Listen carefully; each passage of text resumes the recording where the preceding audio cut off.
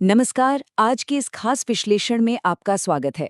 आज हम एक ऐसे शानदार सफर पर चलने वाले हैं जिसने सच में हमारी दुनिया को हमेशा के लिए पलट कर रख दिया। ये कहानी है प्रिंटिंग यानी मुद्रण तकनीक के विकास की। इसकी शुरुआती जड़ों से लेकर उस बड़ी यांत्रिक क्रांति तक जिसने मानव इतिहास की पूरी दिशा ही मोड़ दी। तो चलिए बिना किसी देरी के शुरू करते हैं। आगे बढ़ने से पहले एक पल के लिए रुकते हैं और जरा सोचते हैं, क्या प्रिंट या छपाई के बिना एक आधुनिक दुनिया की कल्पना की जा सकती है? एक ऐसी दुनिया जहां छपी हुई एक भी चीज मौजूद न हो। अपने आसपास से हर प्रिंटेड चीज को दिमाग से हटा कर देखिए। भाग 1, मुद्रण के बिना एक दुनिया। सच कहें तो हम अपनी रोजमर्रा की जिंदगी में प्रिंटेड चीजों के इतने आदी हो चुके हैं कि हमें इसका एहसास ही नहीं होता। हम मानकर चलते हैं कि ये तो हमेशा से था। जरा अपने आसपास देखिए, किताबें, जर्नल्स, सुबह की चाय के साथ वाला अखबार, कैलेंडर, आपकी डायरी, यहाँ तक कि सड़क के किनारे लगे वो बड़े बड़े विज्ञापन, ये सब प्रिंट पर ही तो टिके हैं।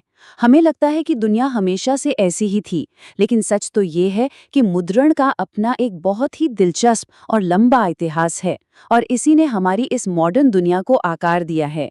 भाग 2, एशिया में मुद्रण की शुरुआत। अब अगर कहानी की शुरुआत में चलें तो ये जानकर शायद हैरानी होगी कि मास कम्युनिकेशन का सबसे पहला जुगाड़ या समाधान यूरोप से नहीं बल्कि पूर्वी एशिया से आया था। ये कोई रातों रात हुआ चमत्कार नहीं था। इसकी शुरुआत 594 ईस्वी के आसपास चीन में हुई। वहां लकड़ी के ब्लॉक्स या तख्तियों पर स्याही लगाकर कागज को रगड़कर किताबें छापी जाने लगी। फिर 768 से 770 ईस्वी के दौरान चीनी बौद्ध प्रचारकों ने इस कमाल की तकनीक को जापान पहुंचाया, और इसी का नतीजा था कि 868 ईस्वी में जापान की सबसे पुरानी छपी हुई किताब दुनिया के सामने आई। 668 ईस्वी की इस जापानी किताब की बात करें, जिसे डायमंड सूत्र कहा जाता है, तो ये अपने आप में एक उत्कृष्ट कला है। इसमें सिर्फ टेक्स्ट ही नहीं बल्कि लकड़ी पर उकेरे गए बेहद खूबसूरत चित्र भी हैं। ये उस दौर की बेमिसाल कारीगरी को साफ झलकाता है।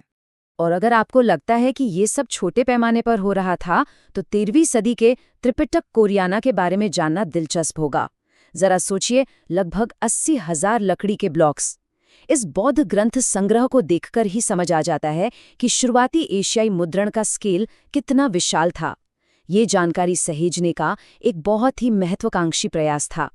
छपाई की इस कला ने समय के साथ और भी रूप बदले। एडो काल के दौरान उक्यो-ए चित्रकला आई, जिसकी प्रक्रिया काफी अनोखी थी। पहले एक आर्टिस्ट चित्र बनाता था, फिर एक कारीगर उस आउटलाइन को लकड़ी की तख्ती पर चिपकाकर उसे उकेरता था। इस पूरी प्रक्रिया में असली चित्र तो नष्ट हो जाता था, लेकिन उसका एक ऐसा परमानेंट ब्लॉक तैयार हो जाता था जिससे आसानी से कई सारी प्रतियां निकाली जा सकती थीं।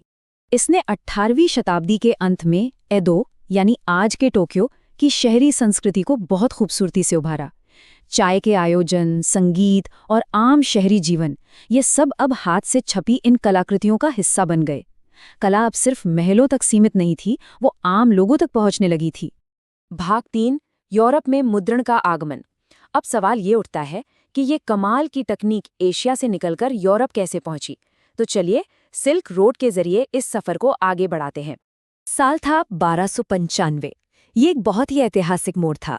महान खोजकर्ता मार्को पोलो चीन में काफी लंबा समय बिताने के बाद इटली वापस लौटे, और जब वो वापस आए तो वो खाली हाथ नहीं थे। वो अपने साथ चीन से वुड ब्लॉक प्रिंटिंग का ये जादुई ज्ञान भी लेते आए। बस यहीं से यूरोप में एक नई क्रांति के बीज बो दिए गए। इटली से ये तकनीक तेजी से पूरी यूरोप में फैली। इस वक्त समाज में एक साफ बंटवारा दिख रहा था। एक तरफ अमीर कुलीन वर्ग और भिक्षु थे, जो अभी भी वेलम यानी जानवरों के चमड़े से बनी महंगी और नाजुक हस्तलिखित किताबों का इस्तेमाल करते थे, और दूसरी तरफ वुड ब्लॉक तकनीक से सस्ती छपी हुई किताबें बाजार में आने लगीं, जो व्यापारियों और छात्रों की पहुंच में थीं। लेकिन यहाँ एक बहुत बड़ी अड़चन आ खड़ी हुई। किताबों की डिमांड आसमान छू रही थी, पर हाथ से कॉपी करने की रफ्तार चींटी जैसी थी। एक एक पुस्तक विक्रेता को 50-50 मुंशियों या नकल नवीसों को काम पर रखना पड़ रहा था। ये काम बहुत महंगा, समय खाने वाला और मेहनत का था। ऊपर से हाथ से लिखी वो किताबें इतनी नाजुक होती थीं कि उन्हें कहीं ले जाना किसी सिरदर्द से कम नहीं था। भाग 4, गुटेनबर्ग और प्रिंटिंग प्रेस। अब देखते हैं कि 1430 के दशक में चीजें कैसे बदलीं। जब एक ऐसी तकनीक आई जिसने इस पूरी परेशानी को हमेशा के लिए खत्म कर दिया। और ये समाधान दिया जोहान गुटेनबर्ग ने। गुटेनबर्ग ने बचपन से ही जैतून और वाइन पैरने की मशीनें देखी थीं। उन्होंने अपने धातु कर्म यानी मेटल वर्किंग के हुनर को इसमें जोड़ा और 1448 में एक कमाल की मूवेबल टाइप तकनीक बना डाली। इसमें धातु के अक्षरों का इस्तेमाल कर कागज पर तेजी से स्याही को दबाकर छपाई की जाती थी।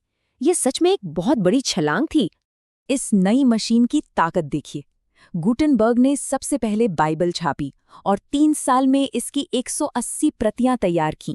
आज के समय में शायद 180 कोई बहुत बड़ा नंबर न लगे, लेकिन उस जमाने के हिसाब से ये स्पीड किसी चमत्कार से कम नहीं थी। और इसके बाद तो जैसे प्रिंटिंग का विस्फोट ही हो गया।